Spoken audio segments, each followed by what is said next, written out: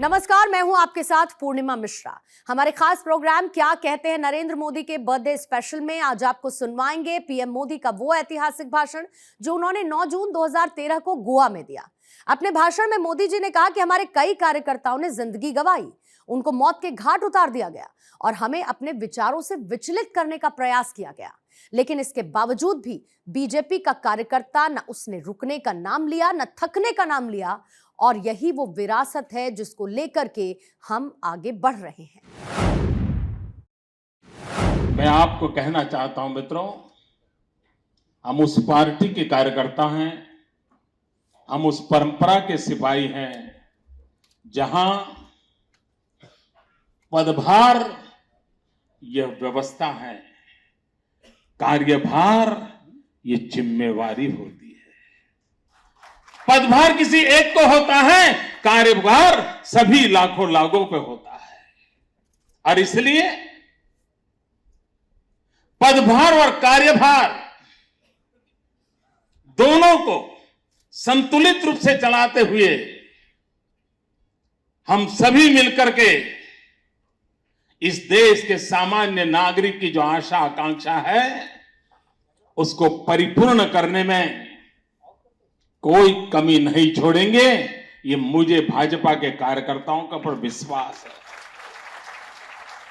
मित्रों, मुझे भाजपा के कार्यकर्ताओं पर विश्वास इसलिए है, एक समय था जब गोवा में भारतीय जनता पार्टी के कार्यकर्ता जी जान से लगते थे।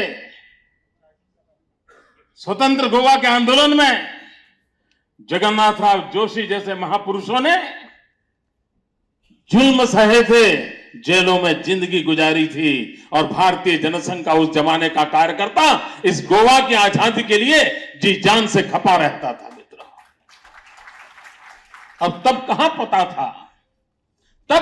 पता था कि हम कभी इस राज्य के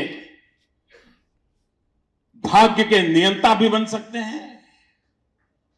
जब हमारी जमानतें जब्त होती थी, उम्मीदवार ढूंढने के लिए जाना पड़ता था, तब भी भारत मां की जय कह करके ये हजारों कार्यकर्ता दिन रात लगे रहते थे। यह पूंजी किसके पास है? आज केरल में देखें, नागालैंड, मिजोरम, त्रिपुरा में देखें, मित्रों, कई हमारे कार्यकर्ताओं ने जिंदगी गंवाई है, उनको मौत के घाट उतार दिया गया, हमें अपने विचारों से विचलित करने का प्रयास किया गया। लेकिन उसके बावजूद भी न भारतीय जनसंघ का या भारतीय जनता पार्टी का कार्यकर्ता न उसने रुकने का नाम लिया, न उसने थकने का नाम लिया, न उसने झुकने का नाम लिया। यही तो विरासत है जिसको लेकर के हम आगे बढ़ रहे हैं। और इसलिए भाइयों बहनों,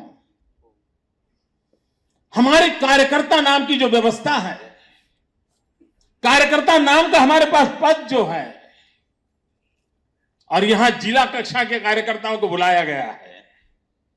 ये जिला स्तर के कार्यकर्ता जब मेरे सामने बैठे हैं, तब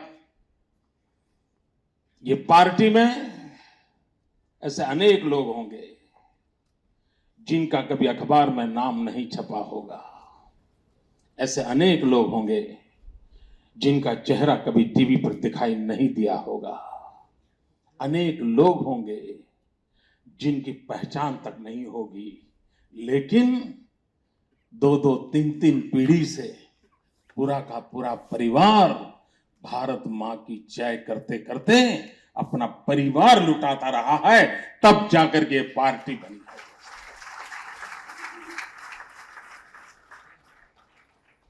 मित्रों, ये पार्टी को सपने लेकर के चली है। राजनीतिक जीवन को हमने सेवा का माध्यम माना है। व्यवस्थाएं बदलने के लिए, व्यवस्थाओं को दिशा देने के लिए, समयानुकूल परिवर्तन लाने के लिए निर्णय करने की व्यवस्था में होना बहुत जरूरी होता है। और इसलिए चुनाव जीत करके सत्ता में पहुंचना आवश्यक होता है। तब जाकर के फैसले कर सकते हैं, तब जाकर के निर्णय कर सकते हैं। सत्ता हमारे लिए भोग का साधन नहीं है।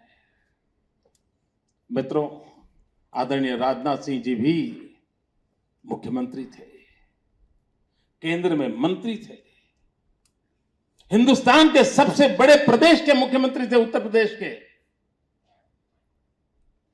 सुचारू ढंग से उत्तर प्रदेश को आगे बढ़ाने के लिए जी जान से जुटे थे। लेकिन क्या कभी हमारे में से किसी ने उनकी सरकार पर कोई आरोप लगा था ऐसा सुना है? क्या कभी सुना है आपने? क्या मनोहर पर्रिकर पर कोई आरोप लगता है? क्या भारतीय जनता पार्टी के किसी मुख्यमंत्री पर आरोप लगता है? तो मित्रों, ये दिल्ली में बैठे उन पर दिन रात क्यों लगता है?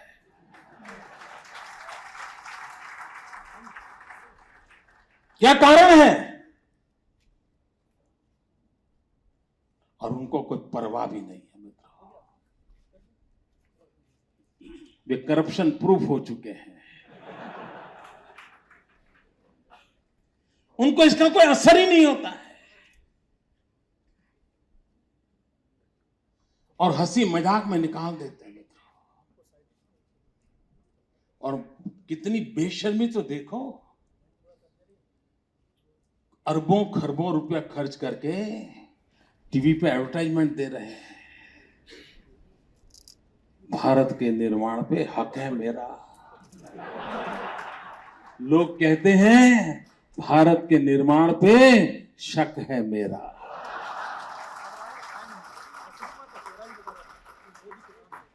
अब सुनिए, गौर से सुनिए, आपको शक सुनाई देगा, हक नहीं सुनाई देगा, क्योंकि उनके कारनामे ऐसे हैं कि आपके आंख कान में वही शब्द गूंजेंगे, शक है मेरा।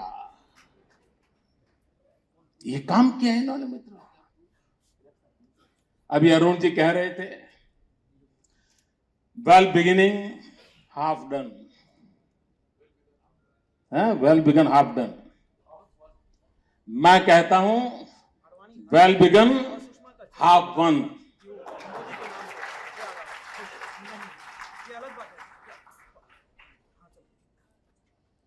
मित्रों, एक सही नेतृत्व में भारतीय जनता पार्टी जो काम कर रही है, और हम सबको जो छोटा मोटा दायित्व मिलता है,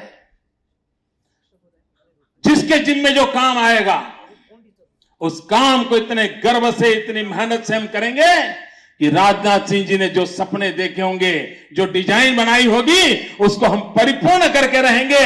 इस विश्वास के साथ आगे बढ़ेंगे। मित्रों, अभी प्रधानमंत्री जी ने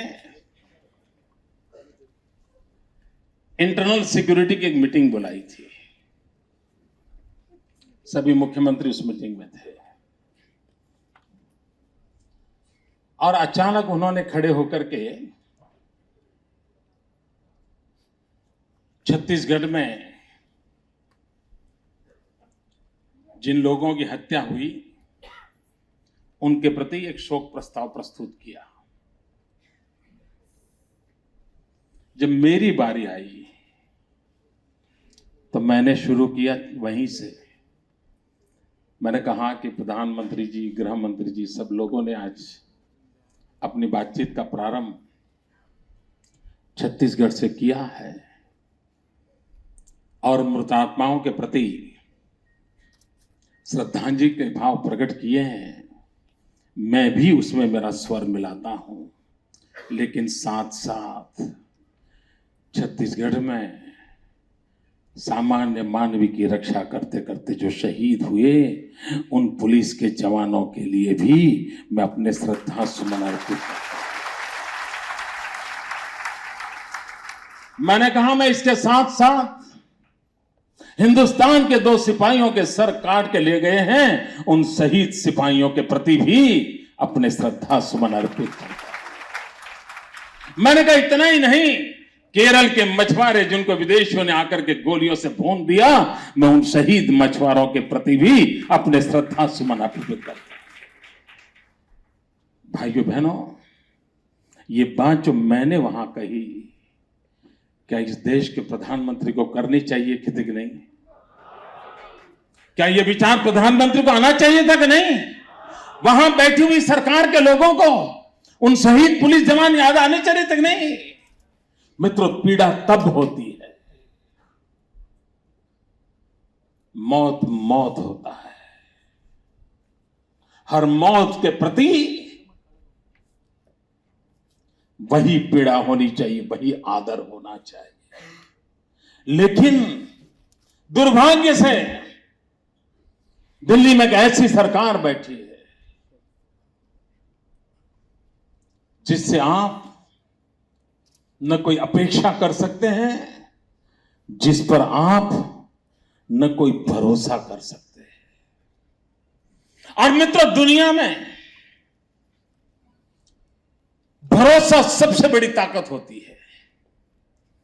1-2 साल का छोटा बालक कुछ भी अगर समझता नहीं है, लेकिन उसके पिताजी उसको एक खिड़की पर खड़ा कर दें और उस बच्चे को कहें कि बेटे कूद जाओ, वो बच्चा समझ हो या न हो, लेकिन बाप के प्रति भरोसा होता है, वो कूदता है और बाप उसको पकड़ लेता है।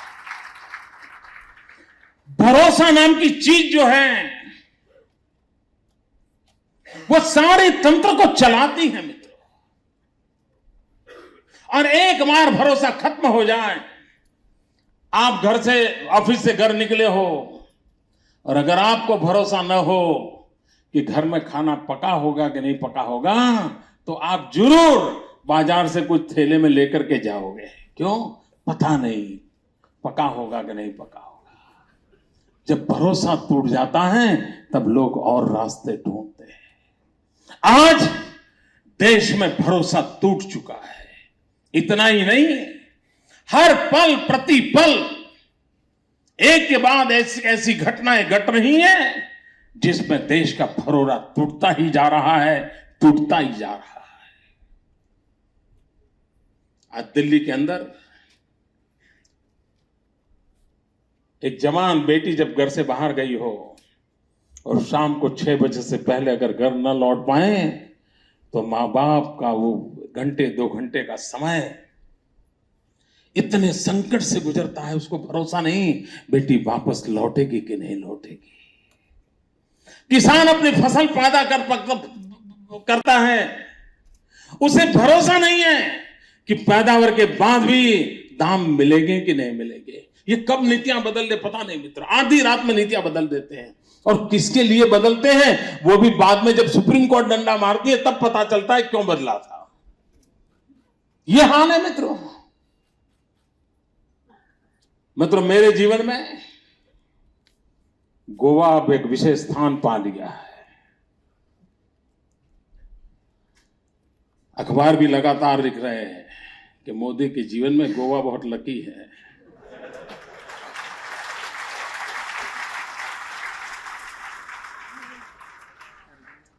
मित्रों, मुद्दा मोदी के लक का नहीं है। यही गोवा है जिसने 2002 में मुझे गुजरात की सेवा आगे बढ़ाने के लिए परवाना दिया था। और उसका नतीजा यह आया कि आज गुजरात चाइना के साथ स्पर्धा करने लगा है। अगर गोवा ने मुझे वो परवाना न दिया होता तो शायद मेरा गुजरात उसकी सेवा करने का मुझे सौभाग्य न मिला होता। मित्र, मुझे गोवा से जब जब आशीर्वाद मिले हैं उस काम ने नई ऊंचाइयां पार की है।